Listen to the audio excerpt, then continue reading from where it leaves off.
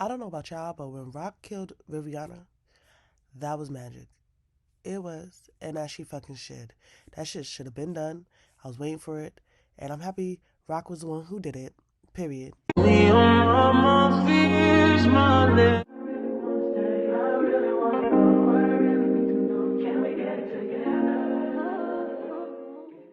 Hey y'all, welcome back to my YouTube channel. It's your girl Brittany Summer, and I'm back with another recap of Raising Kanan, Season 3, Episode 8. And you guys, before we get started, please make sure you like, comment, and subscribe. Make sure you hit that notification button so you'll be notified every time I post a new video. And yeah, I'm not trying to have this video mad long, so I'm going to touch base on the main points in this episode for me, like the main important parts. So yeah, let's get into this recap, y'all. So y'all, this episode starts off with drunk ass Lou coming to Rock's house in her quiet ass neighborhood, screaming out weird murderers and who you want me to kill next. It's like, at this point, Lou, I don't want to be that person, but kill yourself. Because it doesn't have to be this way. You don't have to be drinking all the damn time. You don't have to be a drunk. Like, go to therapy or something, bro. Like, at this point, relax. Stay home. What are you doing? Rock then goes outside, gets him, bring his ass inside, and put his ass in the bed to go to sleep. She calls Marvin over to tell Marvin, like, yo, Lou is out of control. He's a fucking drunk. And he keep on, like, screaming out saying that we killers and la la la. So, at this point, we don't know who the fuck he telling this shit to. So, we need to watch him. He need to stay in here. But the problem is, Rock and Marvin have shit to do. So, Rock calls their mother to watch him, which was an absolute bad idea because their mother was just there for the money and she basically didn't even do shit. She made Lou these burnt ass eggs. How the fuck you burn eggs? She burnt the eggs, she burnt the toast, and was like, oh, eat this. Lou was like, I'm not eating this. Got his drunk ass up and left. So Rock paying her to watch Lou was pointless. She should get her money back. So then it goes to Snap, Pop, Ronnie, crazy ass, and Kanan sitting at a dinner table. They're at a restaurant, they're eating whatever, and Pop and Snap ask Kanan, what's more important to you, respect or fair? So Ronnie's like, oh, fair, nigga, say fair. It's like, they're not talking to you, bro.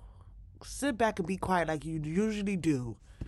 So Kanan was like, to be honest, that's a trick question because you can't have fair without respect. You can't have respect without fair, which, no, that's not true. Like, that's not true at all. But he basically said they both go with each other. So he'd rather have both. My question to y'all is, what would y'all rather have, fair or respect? Me personally, I'd rather have respect because respect, niggas not gonna try you. If they respect you, they're not gonna try you. They don't have to fear you to have respect. That don't make no damn sense, Kanan. So now at this point, Marvin is trying to figure out what is Kanan moving because he thought it was weed, but he found out Kanan was moving more than the nickel and dime shit. He was moving heroin. So yeah, he's stepping with the big dogs on that part. But of course, Marvin tells Rock that Kanan is the competition. While that's happening now, Rock just found out that her supplier told her that she has to take out the competition, which is Kanan. So now she got this whole big ass shit going on, trying to figure out how the fuck she gonna get Kanan away from Ronnie and stop dealing drugs. Okay, let's go to Jukebox because I'm not gonna lie, this was my favorite motherfucking part in this whole episode when Jukebox got the lead in Butter. So Butter is performing for the manager and it looks like they choreographer, right? And they do a great job. You know, Jukebox was killing them. So at the end of the performance, the manager was like, okay, what y'all think? And the only person that spoke up was Jukebox. And she said, we good. We don't have to go again because if we go again, we're going to mess up and you're going to be mad. Period, right? So the manager was like, you right, Jukebox. And you are the lead. You are Butter's lead. So, of course, Crystal was pissed as hell. But the manager also said, this is not set in stone. It could switch up anytime. If Jukebox is not showing me that she could stand on being the lead, then it might switch. But until then, she's the lead. So clearly, Crystal was pissed. She left. The other homegirl in the group, she was like happy for her, of course, because I think she honestly likes Jukebox. What made me like Jukebox even more, the next day when she was headed to her rehearsal, Crystal got two of her friends to jump her. And it didn't work. Jukebox fucked both of them asses up with the girl pointing a knife at her and all. So she made it to rehearsal a little late and a little bruised, but at the end of the day, she made it. And she walked right up to Crystal and was like, "Your friend's trying to stop me from getting here, but it didn't work." Ah, boo boo, you missed it. Now, Crystal, no. Jukebox ain't nothing to fuck with. Stop fucking with her, for she really fuck your ass up.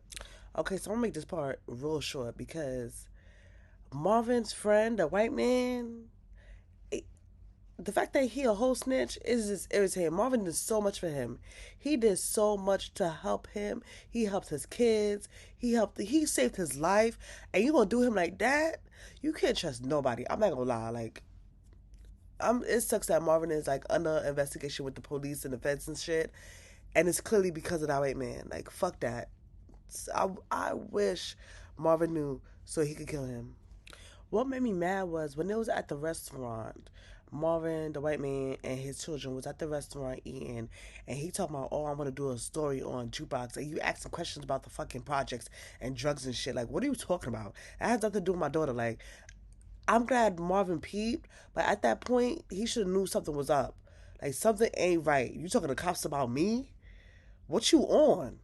What I want to happen is Marvin like scope the scenery and see that man talking to the police, so he really know that he a snitch, snitch, snitch, snitch, snitch, and then off with his head it goes. But anywho's back to Rock. Rock goes to meet with Snap and Pop to talk about leaving Kanan alone.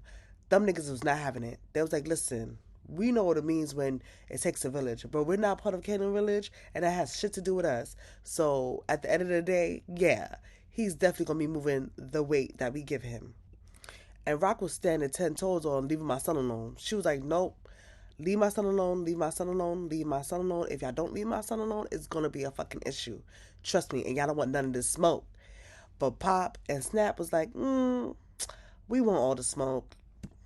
So then it goes to Kanan and Ronnie. They're in the car, and Kanan told Ronnie about the social worker that is telling him he needs to live with his mother and stuff. You know, just trying to look out. She's trying to look out. Ronnie gonna go up to her and say something. That lady ran away so fast to her car, and it's gonna backfire. Cause clearly, whatever Ronnie said to her, she's gonna go to the police and like, this person is hanging out with Kanan. Kanan needs to be somewhere else. Like, how did you feel like this was gonna work? Ronnie talking about, "Oh, she not gonna bother you no more." What? She is calling the police right now. So Rock is trying to find information on Ronnie, you know? So she goes to Unique's baby mother house. And Unique baby mother ended up mentioning that Ronnie was kissing on a Spanish chick the other day. And you know, Rock was like, hold up, hold up. Like, the only Spanish chick that he could be fucking with is Viviana. So Rock was like, all right, cool, say less, whatever. She goes to Viviana's cousin, you know, the Spanish guy, and was like, "Yo, your cousin on some next shit. She's wildin'. She's been stepping out of place since since I killed her husband, basically. Like, so yeah, like she's gonna have to be dealt with." So I'm telling you this information that she's working with somebody else. You scope that out, see if that's true. At the end of the day, I'm gonna do what I have to do. Period. So by the end of the day, Rock found her ass at Viviana house, blown her head off. And it's the fact that Viviana was dead. I try to be like, "Oh, I got money. Like, how much money you want?" Like, bitch, I'm not here for your money. What the fuck? Girl, we passed that, honey. We passed that, boo boo.